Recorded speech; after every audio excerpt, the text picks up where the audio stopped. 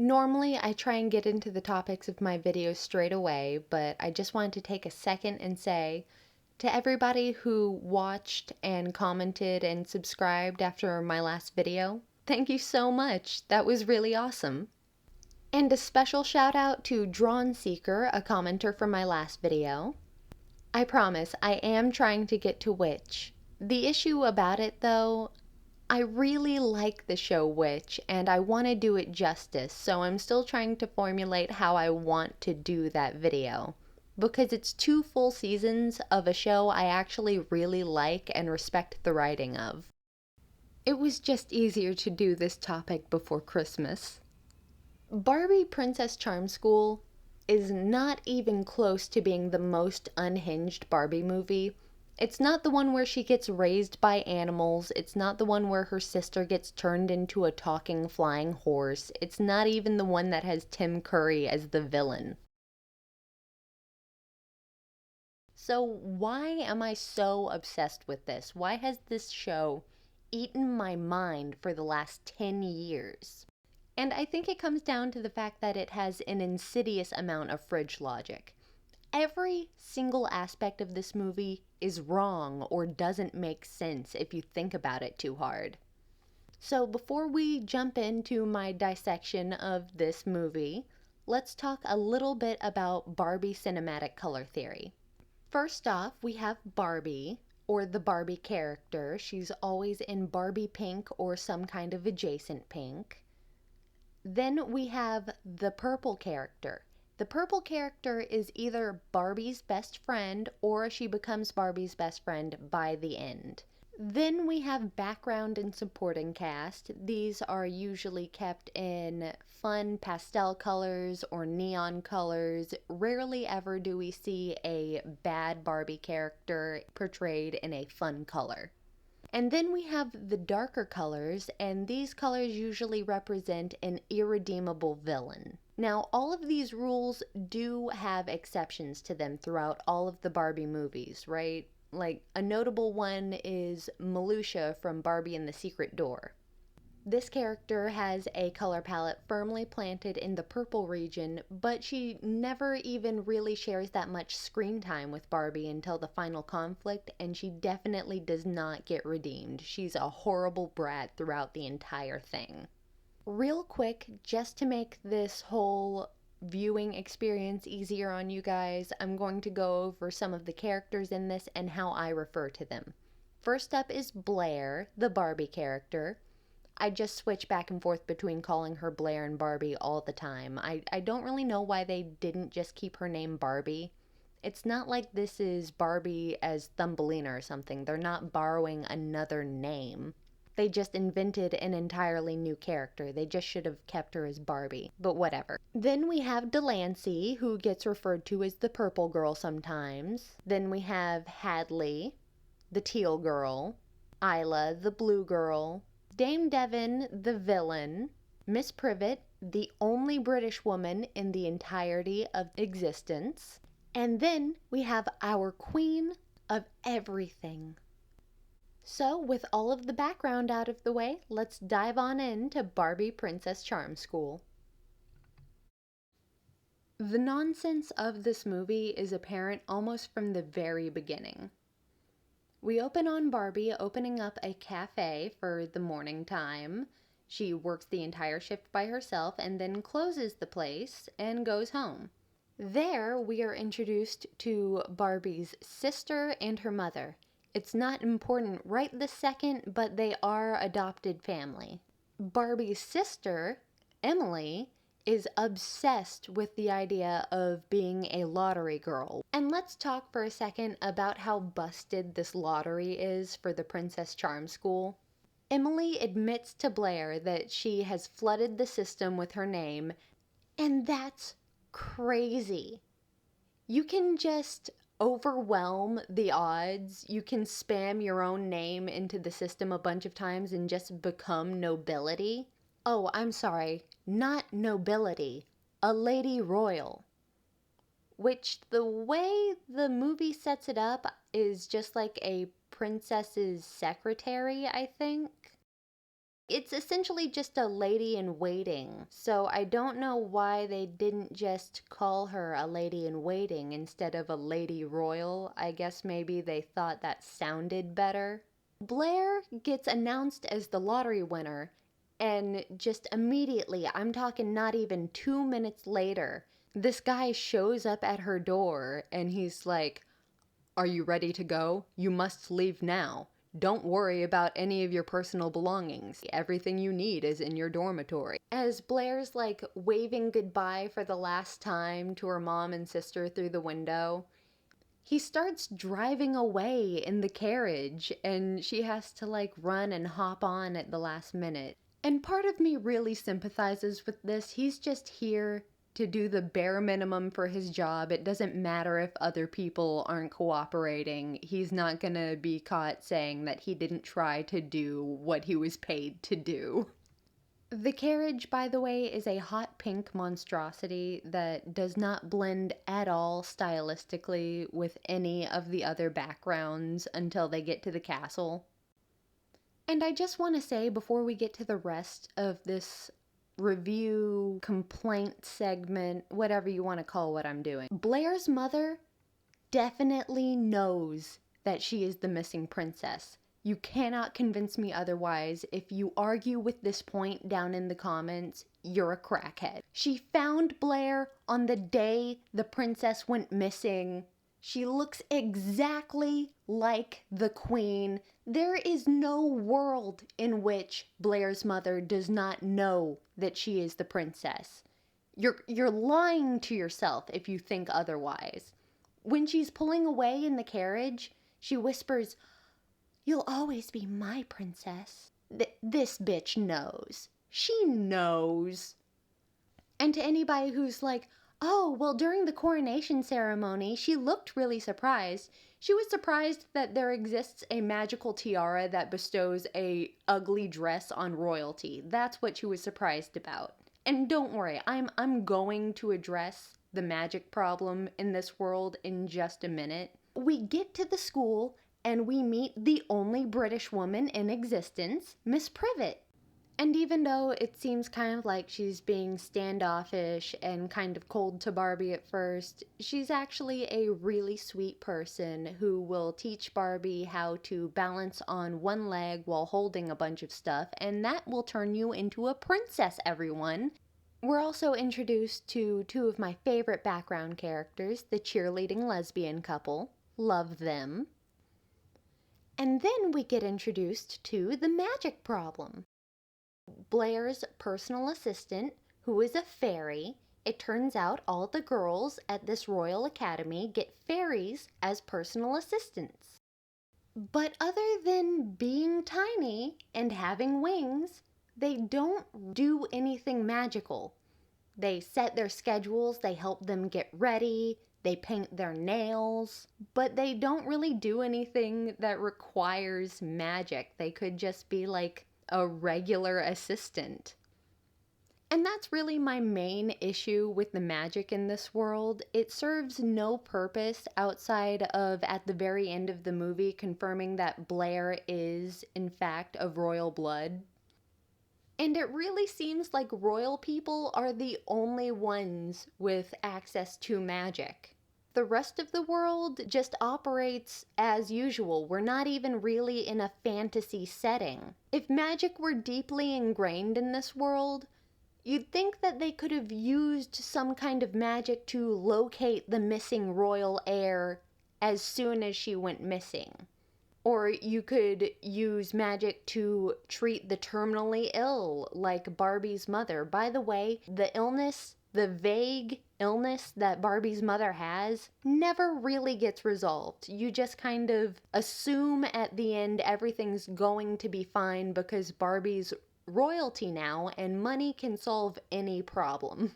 We're introduced to Barbie's personal assistant fairy creature, grace, and she smashes a cupcake into Barbie's shirt, and the cupcake falls on the floor. That detail is important because the next two characters who get introduced are Delancey and Portia. And Portia is the best thing in any movie ever.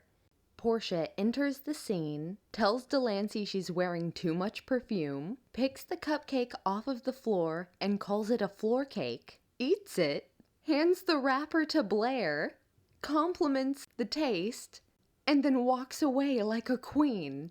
All hail Queen Portia. Oh God, I love this character.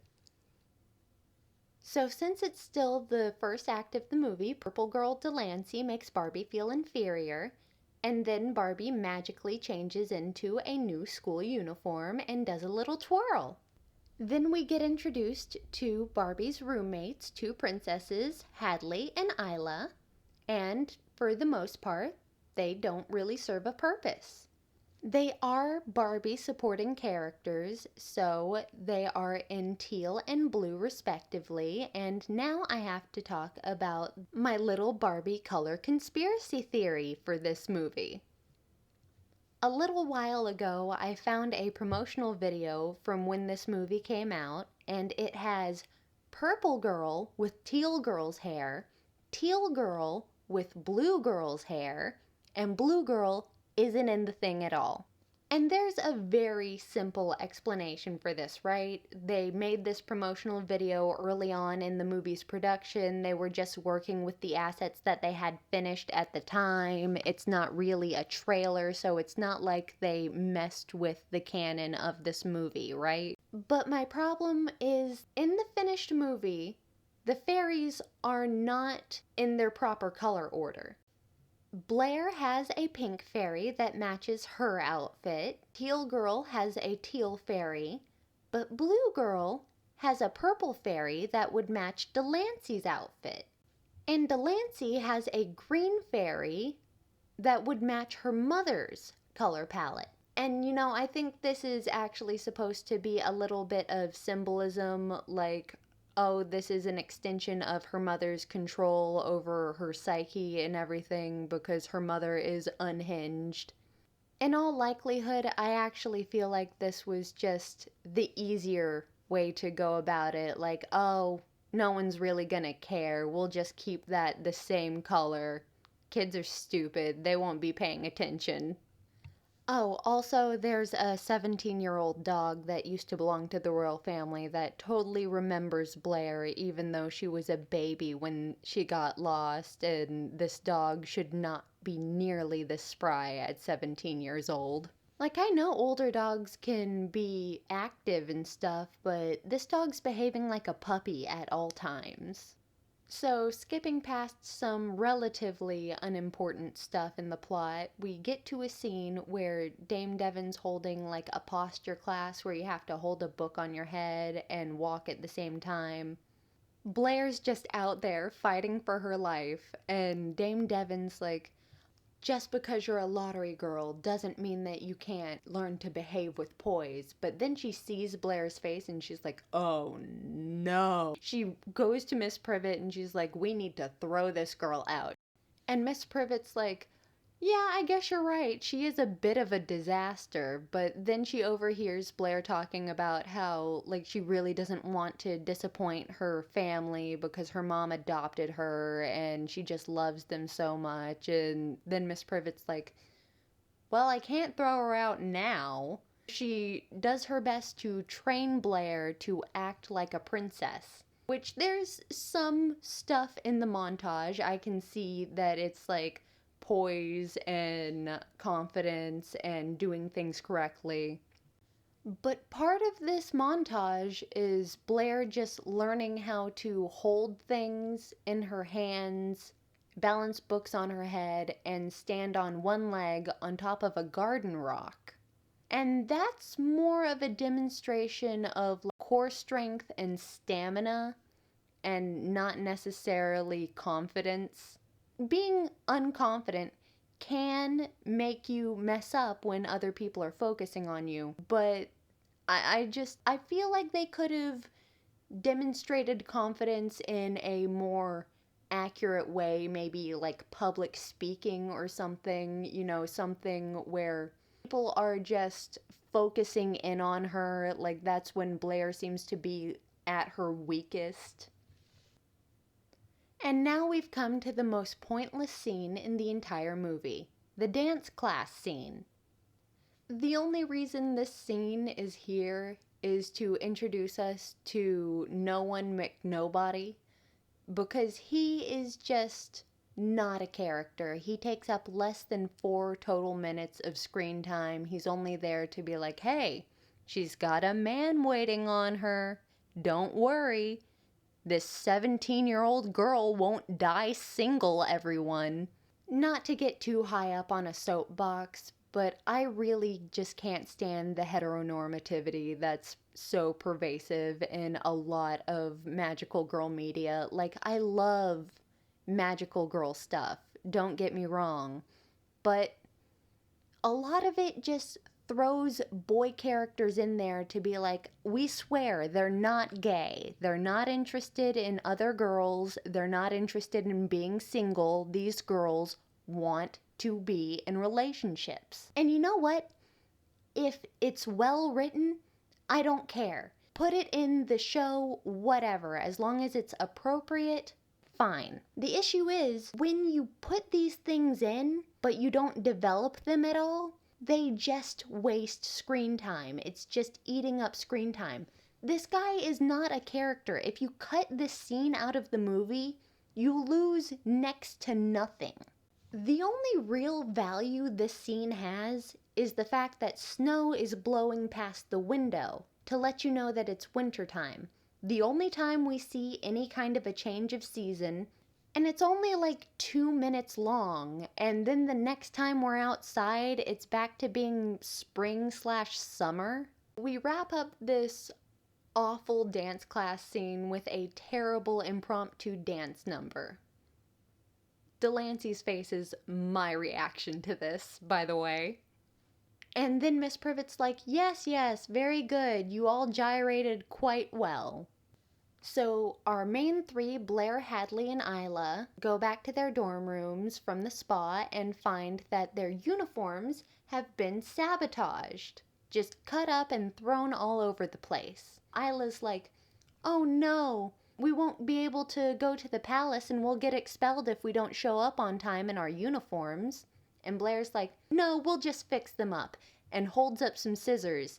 And it's like, no, these scraps are way too tiny to make anything close to a decent outfit out of. And then they show up at the palace and they're in completely different outfits. Blair's like, oh, these are made from all of the material from our original uniforms. Bitch, no they are not. Most of those colors were not found in your original uniforms. Most of that material was not found in your original uniforms.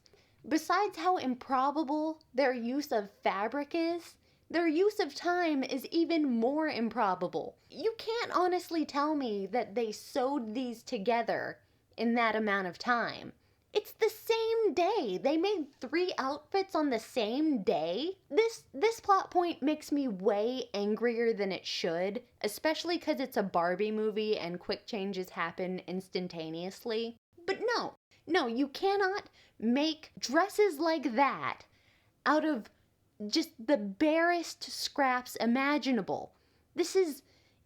I'm moving on. I'm moving on. I can't deal with this. So with the improbable costume change out of the way, the girls are free to explore the palace and go sightseeing. And what do they happen upon? A portrait of the royal family. And who would have guessed it? Blair looks exactly like the queen. Like, to a T. How has she been living in this country her entire life and no one ever mentioned to her, like, hey, you look just like the queen. Hey, you know that queen that died however many years ago? You're a dead ringer for her. Maybe you should take a DNA test because the princess is missing. Blair has no idea about the royal family. Like, do they have history class in this country? Did she even go to school, or is she just like working full time at that cafe to try and pay for whatever weird, vague medicines her mother needs? I mean, at the beginning of the movie, they did really try and drive home the point that Blair's a hardworking girl who's trying to take care of her family, and it kind of gave the impression that she was the only one in the household working. So, why is she even able to go to this charm school? Who's the breadwinner now that she's not home? Anyway, Barbie's friends are like, hey, do you know when they found you? Because you look so much like the queen. I can't believe they're the first people telling her this, but you look so much like the queen. And she's like, oh yeah, my adoptive mother found me on her doorstep on such and such date. And they're like, that's the exact day of the car wreck. But hold the phone just one moment. Because how would Blair have gotten to her mother's doorstep from that car wreck? And don't even try and tell me that it was Dame Devon who like pulled her from the wreckage and put her on a stoop. Dame Devon is cold-blooded. She murdered her own brother and the queen to get the throne. She would not have left a loose end like a baby. So it's either the fact that somebody saw her in the wreckage and was like, oh no, I'd better get this baby away from the dead king and queen. What's this random baby doing here? Just chuck it on somebody's doorstep. Or the force of the crash smashed her through the window without a scratch, and she sailed in a parabolic arc over the city onto the doorstep. Those are the only two options we have, and neither one of them are any good. While this conversation's happening, Delancey is just lurking around a corner eavesdropping, and then she decides, if she's the real princess, that means I have to change my allegiances, because I'm only loyal to the throne. And I understand. We, the audience, know that Delancey's mother is a murderer and just generally a bad person.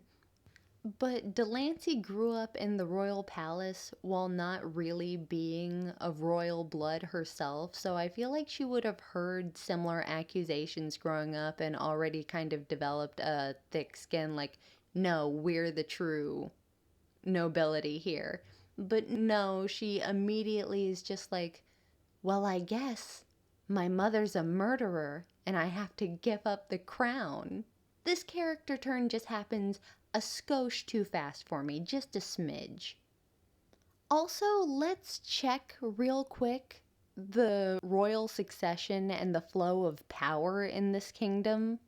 It's mentioned that Dame Devon is the queen's sister-in-law, which means that she killed her own brother to grab power. But also, that means that Delancey and Blair are cousins, and this is just never brought up or referenced directly.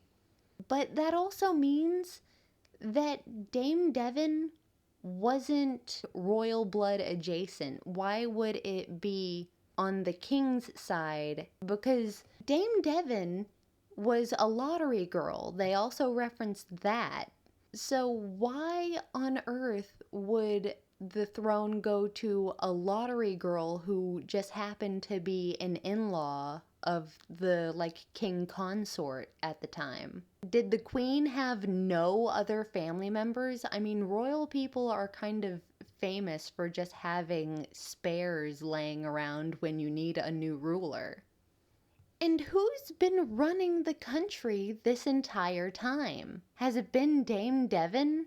Because she talks about how Delancey's going to get crowned as the princess. Why isn't she being crowned as the queen? There's no current ruler. This whole thing is a dystopian dictatorship. There's a scene earlier where Dame Devon's detailing this plan for after Delancey gets crowned, where she's like, oh yeah, we're just gonna bulldoze the slums and make a big, beautiful park. And Blair's like, I live there. My whole family lives there. We have neighbors. That's not an empty neighborhood. And Dame Devon's like, oh, well, you can just move. But Delancey's like, you live there? Yes, Delancey. Many people live in low rent areas. They're very popular places to live for poor people. You know, the people who are typically in the most abundance in any economic situation. What are these girls learning at this charm school? Is it just posture and poise? Is none of it about economics or finance or the basics of how a country's actually run? And while we're talking about this ridiculous school, who gave them their authority? All these countries are just like, oh yes, we send all of our princesses to this vague European nation so they can learn the proper way to sit and dance. I just think it's strange how the whole world in this seems like it's the same country, right? Like, none of these girls have any unique accents or mannerisms. There's not even like a throwaway line of, oh, this next class is on my country's etiquette. I'm gonna ace this test, or anything like that. You just run into this problem a lot in a lot of children's media. They don't take advantage of the setting like they should. There could have been a lot of really visually interesting elements to this. There could have been a lot of like very nice, unique touches to a school that has royalty from all over the world. Like, so many shows have done stuff like this before that this just kind of feels flat and empty. But it's that uncanniness that adds to my fascination with this movie. The whole idea that this world is just some kind of weird, homogenized Western consumerism culture. Just, yes, we all love shopping. Yes, we all love bulldozing down poor people's homes. It's the best.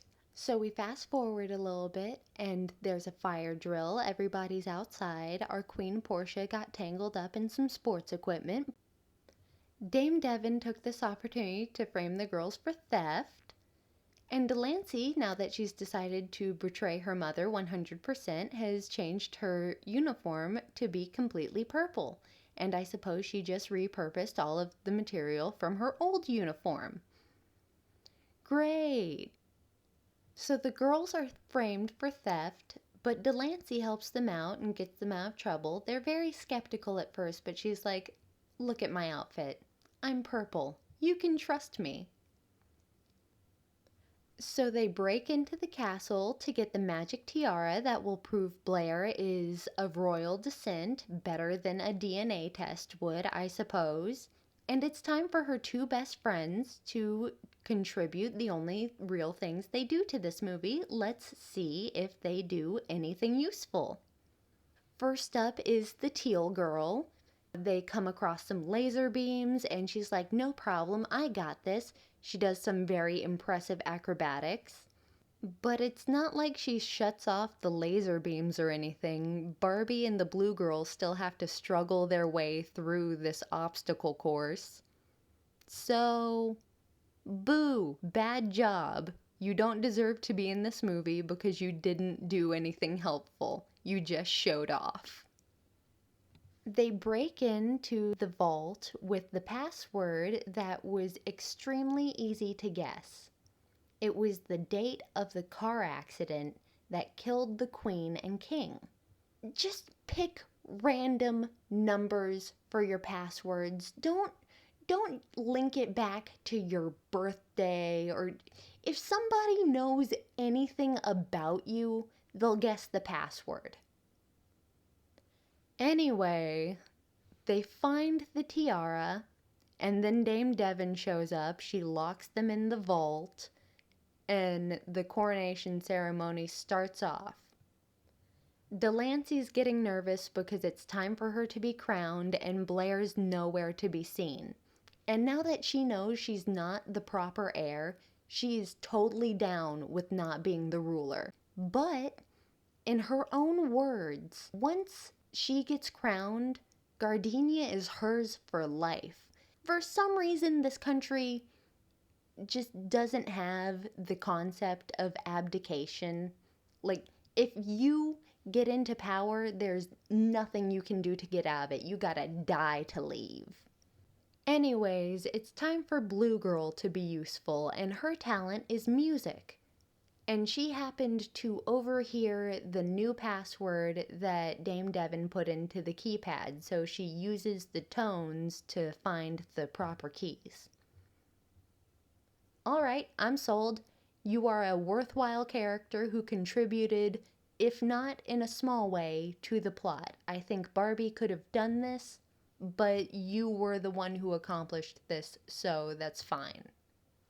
Anyways, Barbie rushes in to the main hall and a vaudeville comedy fight scene ensues over the crown, but it ends up in Delancey's hands.